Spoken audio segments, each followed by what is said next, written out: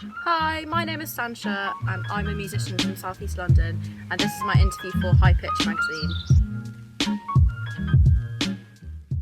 I'm coping okay with the lockdown. I've got quite a few housemates keeping me company, so I haven't been too bored. I've been doing loads of hobbies. I've been reading loads, read loads of books. I've made loads of new tunes, which is good. And I've been doing loads of cooking as well, which I usually do those things anyway, but I've been ramping all of it up. So yeah, I've been finding it okay. What first got me into music was definitely my family. So my mum was a music teacher, my dad's a drama teacher, so it's quite like theatrical beginnings. When I say this, I think people imagine me like running around in like a black leotard, and it was a bit like that, to be honest, in childhood. But yeah, that's what got me into it really. My sister was already playing like instruments, and I was so jealous. I snatched a violin off her and I broke it, and then I did the violin, did the trumpet.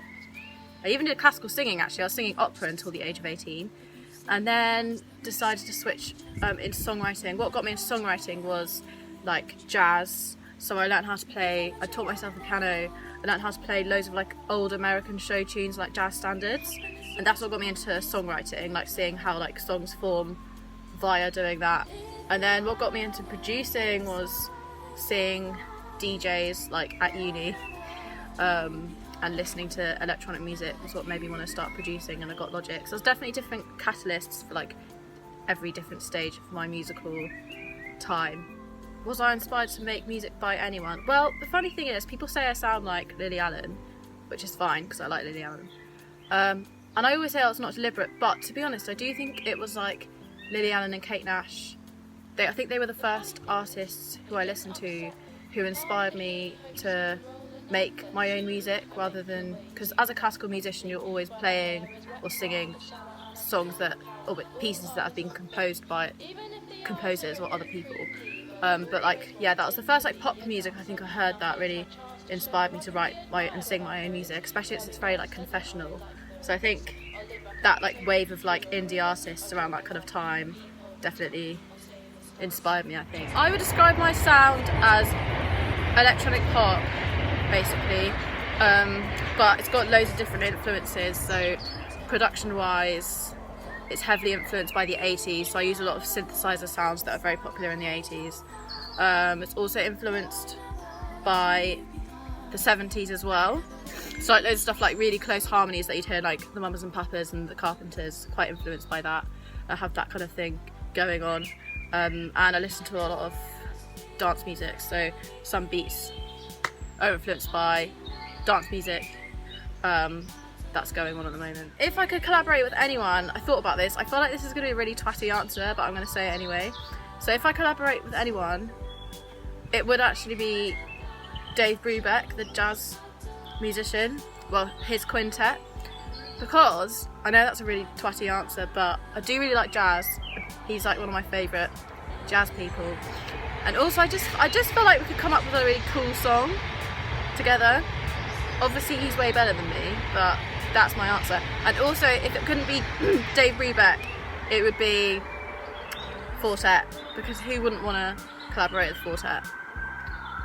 Any sentient being would want to collaborate with Fortet, apart from like Leaves, because Leaves can't make music really, can they? Or they kind of can.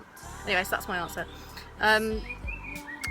If I could open a show for any artist, I think I've nailed this answer. It'd be Robin, because I feel like her audience wouldn't be horrified by my music, to be fair.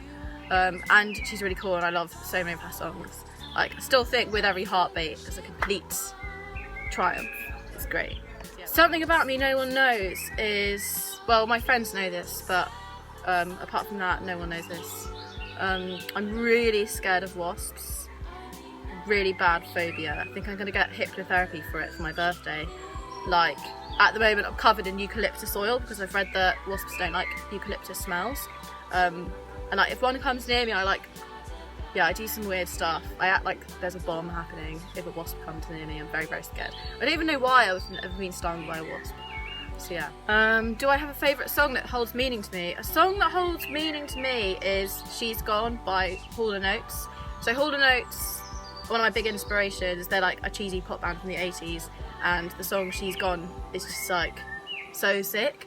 and it has a saxophone solo, which is really good. And I really suddenly I'm like, why do songs not have sax solos anymore?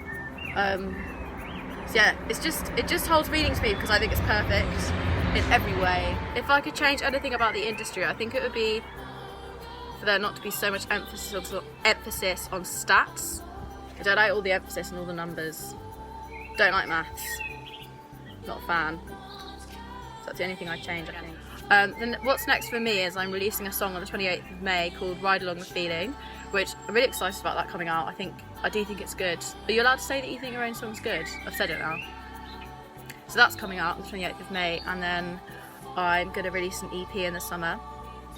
And I've also just written a whole batch of new songs, which I'm really excited about because they're kind of like it's my sound, but sort of more faster BPM, like more like chunky, cheesy sounds in it. And I think I'm going to release all those songs in another EP, probably at the end of this year. So I'm very excited about that. I've been cooking lots of tunes, which is good. And that's it.